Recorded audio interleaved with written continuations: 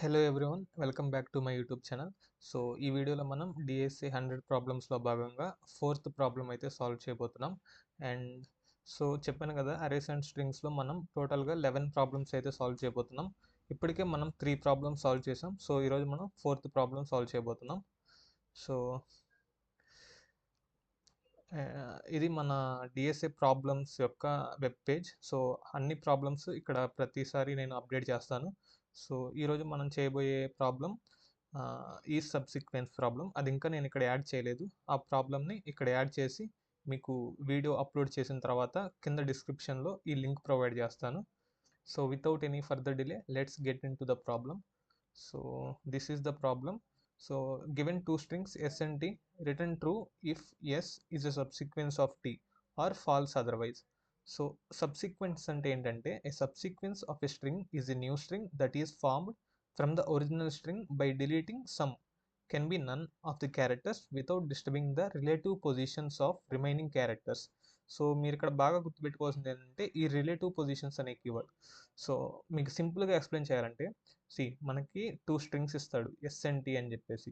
So మనం true అని return చేయాలంట. ఇప్పుడు ఎస్ అనేది టీకి సబ్సీక్వెన్స్ అయితే అప్పుడు మనం ట్రూ అని రిటర్న్ చేయాలి, లేదా ఫాల్స్ అని రిటర్న్ చేయాలి. సో ఒక స్ట్రింగ్ని వేరే స్ట్రింగ్ యొక్క సబ్సీక్వెన్స్ అని ఎప్పుడు చెప్తామంటే, ఈ స్ట్రింగ్లో ఉన్న ప్రతి క్యారెక్టర్ ఈ స్ట్రింగ్లో ఉండాలి అండ్ ఆల్సో ఆ ఆర్డర్ మారకూడదు. సి ఇక్కడ చూడండి, మీరు ఇక్కడ ఎస్లో ఏబిసి ఉంది కదా, అండ్ టీలో ఏహెచ్బిజిడిసి ఉంది. సో ఇక్కడ మీరు చూసినట్లయితే ఏ, ఓకే, ఏ మ్యాచ్ అయింది. Next B. సో ఏ తర్వాత బి వచ్చిందా, లేదా బి తర్వాత ఏ వచ్చిందా? ఏ తర్వాత బి వచ్చింది. సో ఇక్కడ కూడా మీకు ఏ తర్వాత బి రావాలి. సో ఓకే, వచ్చింది కదా. Next C. సో బి తర్వాత సి రావాలి. A B followed by C. So A వచ్చింది, బి వచ్చింది, C followed by C. So ఈ స్ట్రింగ్లో ఈ స్ట్రింగ్ ఉంది కాబట్టి, అండ్ అదేవిధంగా రిలేటివ్ పొజిషన్ మారకుండా ఉంది కాబట్టి ఎస్ అనేది టీ యొక్క సబ్ స్ట్రింగ్. ఓకే. సో ఇంకో ఎగ్జాంపుల్ మీకు చెప్పాలంటే, ఇక్కడ కింద ఇచ్చిన సెకండ్ ఎగ్జాంపుల్ చూడండి ఒకసారి. సో ఇక్కడ S is equal to AXC and T is equal to AHBGDC. So ఇక్కడ ఎస్ అనేది టీ యొక్క సబ్సీక్వెన్స్ కాదు. ఎందుకు? టీలో ఏ ఉంది, ఓకే, తర్వాత రావాల్సిన ఎక్స్ ఉందా? లేదు. సో అది దీని సబ్సీక్వెన్స్ కాదు. So I will write the code. So code రాసేటప్పుడు మీకు ఇంకా క్లియర్గా ఎక్స్ప్లెయిన్ చేస్తాను, వేరే ఎగ్జాంపుల్స్ కూడా తీసుకొని. అప్పుడు మీకు ఇంకా క్లియర్గా అర్థమవుతుంది. సో ఫస్ట్ ఏంటంటే, మీకు సెట్స్ తెలుసు కదా, సెట్స్. సో మ్యాథ్స్లో సెట్స్ ఉంటాయి కదా. So subset to super set ఉంటుంది కదా. అంటే ఇప్పుడు సబ్సెట్ అని ఎప్పుడు అంటాం? సూపర్ సెట్లో ఈ సెట్ ఉంటే దాన్ని సబ్సెట్ అంటాం. So every null set is a subset of super set కదా. So if S is equal to empty, so S అనే స్ట్రింగ్ ఎంటీ అయితే రిటర్న్ ట్రూ. సో ఎందుకంటే స్ట్రింగ్ ఎస్ అనేది ఎంటీ స్ట్రింగ్ అయితే అది టీ యొక్క సబ్సీక్వెన్సే కదా. సో అప్పుడు మనం రిటర్న్ చేయాలి, ట్రూ రిటర్న్ చేయాలి. And next, so if S sorry length of S, if length of S greater than length of T. ఇప్పుడు ఎస్ అనేది టీ యొక్క సబ్సీక్వెన్స్ ఎప్పుడవుతుంది? దీని లెంత్ టీ యొక్క లెంత్ కంటే తక్కువ ఉండాలి కదా. అది మినిమం కండిషన్ కదా. సో ఎస్ యొక్క లెంత్ టీ కంటే ఎక్కువ ఉంటే అప్పుడు టీకి ఎస్ సబ్సీక్వెన్స్ అవ్వదు కదా. So if length of S greater than length of T, return false. And next, first మనం ఎస్ పాయింటర్ అని చెప్పేసి ఒక వేరియబుల్ తీసుకుందాం, అందులో జీరో స్టోర్ చేసుకుందాం. ఇది ఎందుకు తీసుకుంటున్నాను మీకు మళ్ళీ చెప్తాను. And next, for I in range of length of T. So second string యొక్క లెంత్ వరకు ఇటరేట్ చేస్తాం. If S of S pointer is equal to T of I. ఇది మీకు మళ్ళీ ఎక్స్ప్లెయిన్ చేస్తాను. If S pointer is equal to T of I అయితే S pointer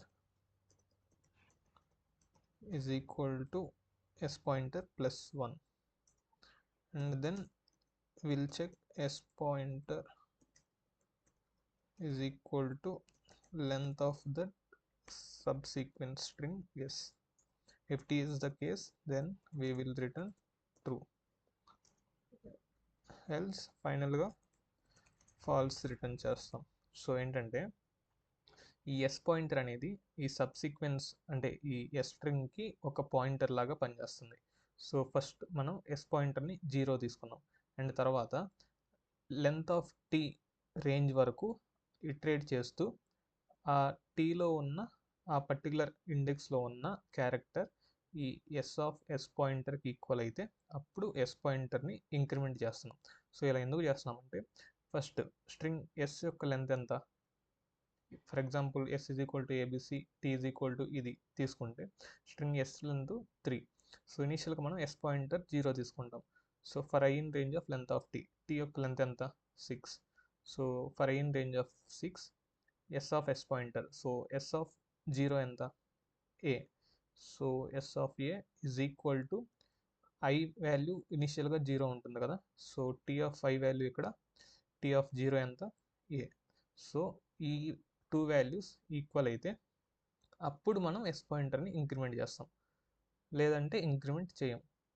and increment చేసిన తర్వాత ఏం చేస్తున్నామంటే ఈ ఎస్ పాయింటర్ యొక్క వాల్యూ ఈ లెంత్ ఆఫ్ సబ్ స్ట్రింగ్కి ఈక్వల్ అయితే ట్రూ రిటర్న్ చేస్తున్నాం. ఎందుకంటే ఈ ఎస్ పాయింటర్ ఈ లెంత్ ఆఫ్ స్ట్రింగ్కి రీచ్ అయింది అంటే ఈ సబ్ స్ట్రింగ్ ఇందులో ఉన్నట్టే కదా. సి మీకు ఇంకా క్లియర్గా అర్థమవడం కోసం ఒక ఎగ్జాంపుల్ చూపిస్తాను చూడండి. సి ఇనీషియల్గా కొంచెం జూమ్ ఇన్ చేస్తాం. సి ఇనీషియల్గా లెంత్ ఆఫ్ సేమ్ ఇదే ఎగ్జాంపుల్ తీసుకుంటే, సో కొంచెం జూమ్ ఇన్ చేద్దాం ఇక్కడ కూడా. సేమ్ ఇదే ఎగ్జాంపుల్ తీసుకుంటే S is equal to ABC and T is equal to AHBGDC తీసుకుంటే సి దీని లెంత్ ఎంత 3 అండ్ టీ యొక్క లెంత్ 6. సో ఇనీషియల్గా ఎస్ పాయింటర్ 0 కదా, సో ఎస్ పాయింటర్ 0 అంటే ఈ ఎస్ స్ట్రింగ్లోని ఏని ఇండికేట్ చేస్తుంది, అండ్ టీ ఐ వాల్యూ 0 నుంచి కదా స్టార్ట్ అయ్యేది, అప్ టు స్ట్రింగ్ లెంత్ 6 దాకా ఇటరేట్ అవుతుంది. సో ఇనీషియల్గా I is equal to 0. So ఇప్పుడు టీ ఆఫ్ ఐ ఎంత, T of I equal to 0 కాబట్టి టీ ఆఫ్ ఐ అంతా ఏ. సో ఎస్ పాయింటర్ ఏని ఇండికేట్ చేస్తుంది, టీ ఆఫ్ ఐ ఏని ఇండికేట్ చేస్తుంది. సో ఈ రెండు equal. So this tick mark in the sense ఆ రెండు వాల్యూస్ ఈక్వల్. సో అప్పుడు మనం ఎస్ పాయింటర్ని ఇంక్రిమెంట్ చేస్తాం. సో ఎస్ పాయింటర్ బీని పాయింట్ అవుట్ చేస్తుంది, అండ్ ఐ పాయింటర్ ఆటోమేటిక్గా ఇంక్రిమెంట్ అవుతూనే ఉంటుంది. సో ప్రతిసారి ఐ పాయింటర్ ఇంక్రిమెంట్ అవుతూనే ఉంటుంది, బట్ మనం అది ఇంక్రిమెంట్ అయిన ప్రతిసారి ఎస్ పాయింటర్ ఎంతైతే వాల్యూ ఉందో దాని వాల్యూ ఈ substring character and T of that particular I character ఈక్వలా కాదా అని చెప్పేసి చూస్తాం. సో ఇక్కడ చూడండి, నెక్స్ట్ ఐ వాల్యూ ఇప్పుడు 1 అవుతుంది, సో ఐ హెచ్ని ఇండికేట్ చేస్తుంది, అండ్ ఎస్ పాయింటర్ ఇందాక ఈక్వల్ అయింది కాబట్టి ఎస్ పాయింటర్ ఇంక్రిమెంట్ అయింది, సో ఎస్ పాయింటర్ బీని ఇండికేట్ చేస్తుంది. ఈ రెండు ఈక్వలా కాదు. సో మనం నెక్స్ట్ స్టెప్కి వెళ్దాం. ఇప్పుడు ఐ వాల్యూ 3, సో ఐ బీని ఇండికేట్ చేస్తుంది, అండ్ ఎస్ పాయింటర్ స్టిల్ ఇంకా అది బీని ఇండికేట్ చేస్తుంది. సో ఈ రెండు వాల్యూస్ మ్యాచ్ అయ్యాయి కదా. ఇప్పుడు సి మ్యాచ్ అయితే ఏం చేస్తున్నాం, ఎస్ పాయింటర్ని ఇంక్రిమెంట్ చేస్తున్నాం.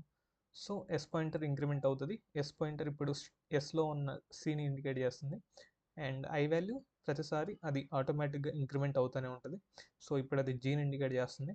సో ఈ రెండు వాల్యూస్ ఈక్వల్ కాదు. నెక్స్ట్ మళ్ళీ ఎస్ పాయింటర్ మారదు, ఎస్ పాయింటర్ సిని ఇండికేట్ చేస్తుంది. నెక్స్ట్ ఐ పాయింటర్ డీని ఇండికేట్ చేస్తుంది. సో ఈ రెండు వాల్యూస్ మళ్ళీ సేమా కాదు. So again I pointer increment అవుతుంది, ఎస్ పాయింటర్ సేమ్ అదే సిని పాయింట్అవుట్ చేస్తుంది, అండ్ ఫైనల్గా ఈ రెండు వాల్యూస్ మళ్ళీ మ్యాచ్ అయ్యాయి. సో ఇలా మ్యాచ్ అయిన తర్వాత మనకేమైంది, ఇప్పుడు ఈ ఎస్ అనేది ఈ స్ట్రింగ్ యొక్క సబ్ స్ట్రింగ్ అని అర్థమైపోయింది కదా. సో ఇలా మనం ప్రతిసారి చెక్ చేస్తున్నప్పుడు మ్యాచ్ అయిన ప్రతిసారి దీని లెంత్ ఎంత 3 కదా. సో ఇక్కడ ప్రతిసారి మనం చూడొచ్చు ఎట్లా. సో ఇక్కడ ఎస్ పాయింటర్ ఇనిషియల్గా 0, so S pointer is equal to 3 అవునా కదా అని చెప్పేసి చూస్తాం. సో అలా మ్యాచ్ అయిన ప్రతిసారి మనం ఈ లెంత్ ఆఫ్ స్ట్రింగ్కి ఎస్ పాయింటర్ వాల్యూ ఎంతైతే ఉందో అది మ్యాచ్ అవుతుందా లేదా అని చూస్తాం. ఒకవేళ మ్యాచ్ అయితే ట్రూ రిటర్న్ చేస్తాం, ఎందుకంటే ఫైనల్గా ఇక్కడ ఈ ఫైనల్ స్టెప్కి వచ్చిన తర్వాత ఎస్ పాయింటర్లో 3 స్టోర్ అవుతుంది అంతే కదా. ఇనీషియల్గా 0 ఉంది, ప్రతిసారి మ్యాచ్ అయినప్పుడల్లా 1 ఇంక్రిమెంట్ చేస్తూ వస్తున్నాం. సో ఇక్కడ 1, ఇక్కడ 1. సో ఎస్ పాయింటర్ ఇక్కడ ఇది మ్యాచ్ అయిన తర్వాత 1 అవుతుంది, నెక్స్ట్ ఇది మ్యాచ్ అయిన తర్వాత 2 అవుతుంది, అండ్ ఫైనల్గా ఇది మ్యాచ్ అయిన తర్వాత మళ్ళీ ఇంక్రిమెంట్ అవుతుంది. ఇంక్రిమెంట్ అయినప్పుడు 3 అవుతుంది అంతే కదా. సో కండిషన్ ఈక్వల్ అయిన తర్వాత మనం ఇంక్రిమెంట్ చేస్తున్నాం. సో ఇప్పుడు ఎస్ పాయింటర్లో ఉన్న value 3 equal to length of S ఎంత 3, length of S 3. So 3 equal to 3 true కదా. సో అప్పుడు మనం ట్రూ రిటర్న్ చేస్తాం, లేదంటే ఫాల్స్ రిటర్న్ చేస్తాం. మీరు అనుకోవచ్చు ఇట్లా మనం ఇక్కడే ఎందుకు చెక్ చేయాలి, మనం అంతా అయిపోయిన తర్వాత ఇక్కడ చెక్ చేయొచ్చు కదా. ఎస్ పాయింటర్ ఆ లెంత్ ఆఫ్ స్ట్రింగ్ ఈక్వల్ కాదా అని చెప్పేసి మీకు డౌట్ రావచ్చు. ఇక్కడ నేను ఈ స్టేట్మెంట్ ఇక్కడ పెడితే ఏమవుతుందో మీకు మళ్ళీ చూపిస్తాను. ఫస్ట్ ఈ కోడ్ రన్ చేసి చూద్దాం. Okay, let's run this.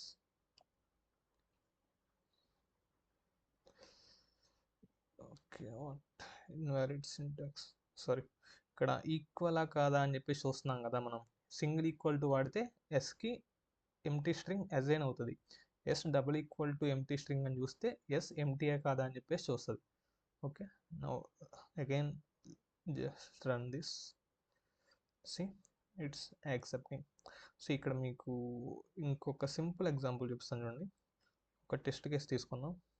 ఇక్కడ మనం ఏబిసి బదులు ఏసీబీ తీసుకుందాం. ఇప్పుడు ఇది రిలేటివ్ పొజిషన్ కాదు కదా. ఏ నెక్స్ట్ ఇక్కడ ఏముంది, సి ఉంది. సో ఏ తర్వాత సి వచ్చింది ఇక్కడ ఏ తర్వాత సి ఇక్కడ వచ్చింది. సి తర్వాత బి రావాలి.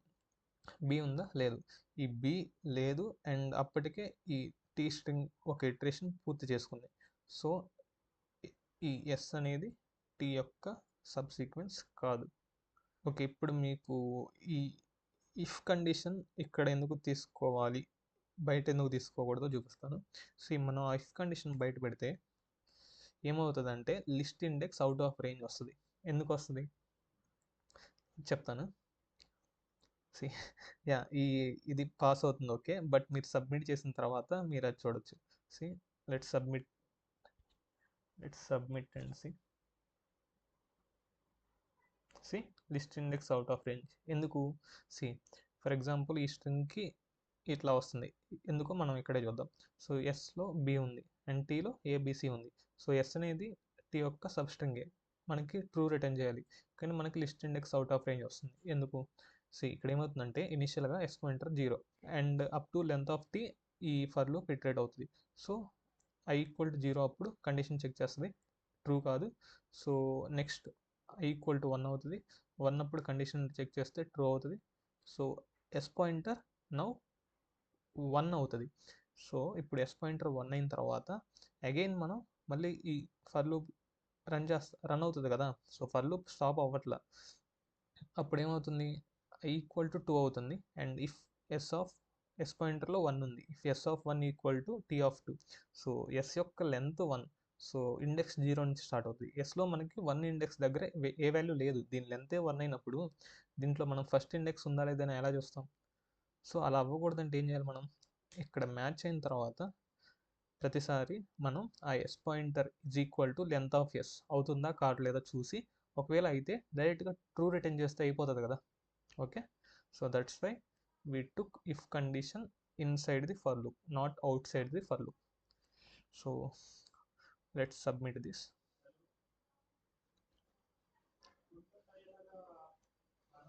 Good. So we got surprisingly 100% beats. Okay, and memory వచ్చేసి 67% బీట్స్ వచ్చింది. గుడ్.